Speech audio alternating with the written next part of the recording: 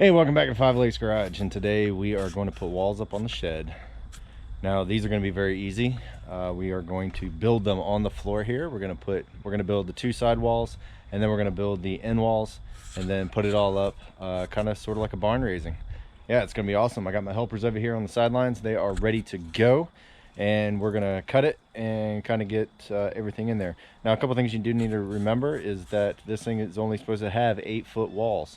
Because we want to have a 4-foot roof as far as the height to keep it below the 12-foot maximum of not having to do a permit. So with that in mind, you have a bottom cap, you have a top cap, and then you got a ridge cap on top of that. Not ridge cap, what's it called? It's another cap on top of it. So you have 3 2x4s that are going to be laying flat around it. So to keep that in account, you might have to trim down every one of your boards along your wall.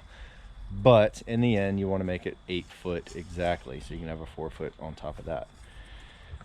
And also go ahead and accommodate for the plywood and that type of stuff. So there's a lot of measurements, but it's okay. You can do it. I got faith in you. But anyway, we're going to put some walls up, and then I'll show you how we did it, and you can follow along.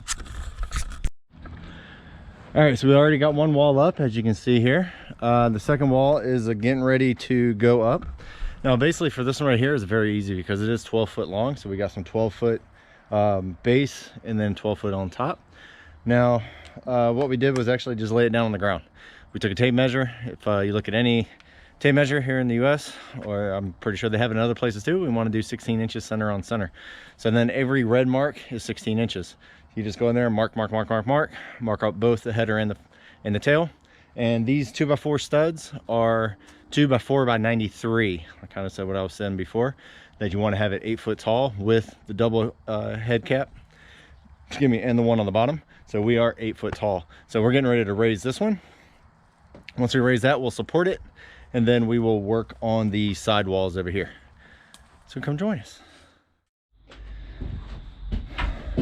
All right, it's been a long day. Again, it's dark because it gets dark at like 5 o'clock nowadays. But it's starting to look like a shed now. So this is basically going to be the size of it.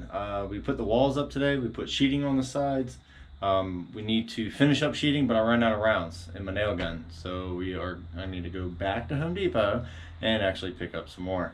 But we got enough to actually put 2 of the main walls and 1 of the doorway area. But as far as the doorways, I'm going to show you how those got constructed, and hopefully this will kind of shed some light on how exactly to do it. Okay, so if you look up here, we have a 2x4 base right here. I'll put 2 of those together, and that's going to hold up the twin 2x6s up here, because this is going to be your header for your door. We have a 6-foot door going across. I have 2, ow, I'm going to shave those nails down. I have 2 2x6s kind of nailed together, and that will be able to support the actual support across the door. Now, to hold the top frame up, I do have 1 board here, and this goes all the way up. I wanted a 7-foot doorway. Just keep in mind when you're cutting for the 7-foot, these 2 here would be 6 foot 9.5 inches, because the 1.5 inches down there at the bottom, I guess it's 10.5. Oh, whatever. Just take it 1.5 inches away from 7 foot, and then there you go. So anyway, nail those 2 together. You have this guy here just as the support to keep it upright. You do have your bottom cap, and then if you go over the other side.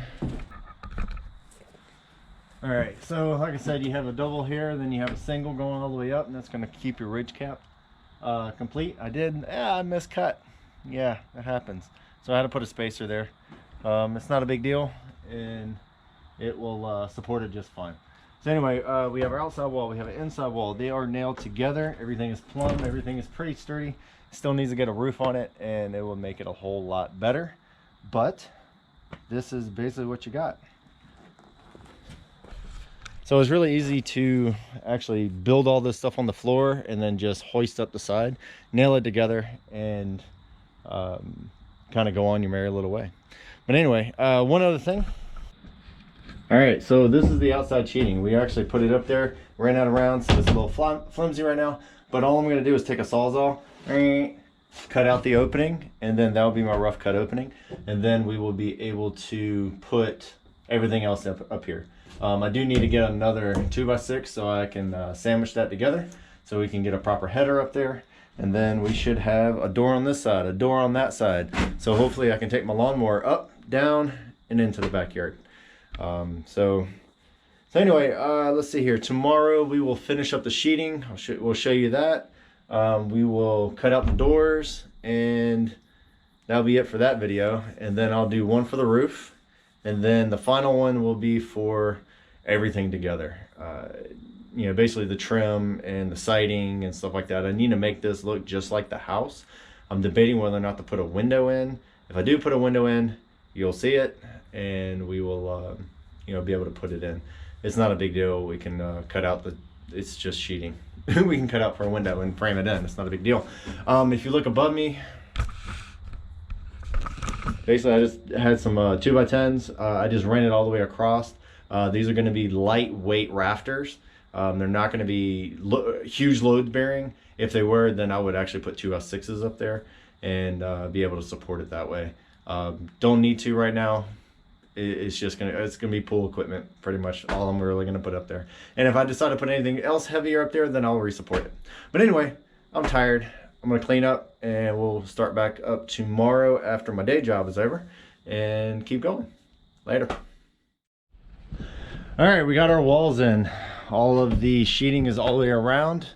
We have everything fixed up. I did put my secondary header board up there. Had to go get another one. Hey, that's the way it goes. I do have new rounds. Now, came in the next day, and this is what I found. If you can see that, that's all wavy.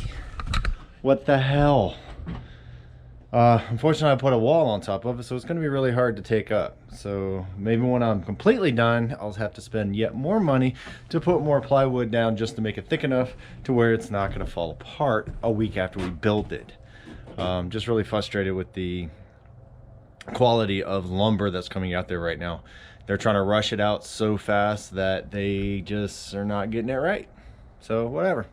All right, well, I'll give you a couple shots of the outside. Next video is going to be about how to put a roof on. Yeah, that was going to be fun. We're going to be using a quick square, really, the way it was supposed to be designed, with some common figures. We're going to figure out the run. We're going to figure out the rise and what kind of slope we're going to have. And then we're going to put some shingles on and hopefully dry it in, because it's supposed to rain on Thursday. Anyway, check out step 3 or video 3, episode 3, whatever the heck you want to call it, and we will put a roof on this thing. And then after that, I think the last one would be trim and siding, which would be yet another video. So stay tuned and figure out how to do it, or figure out a different way to do it and just let me know how you did it. All right, later.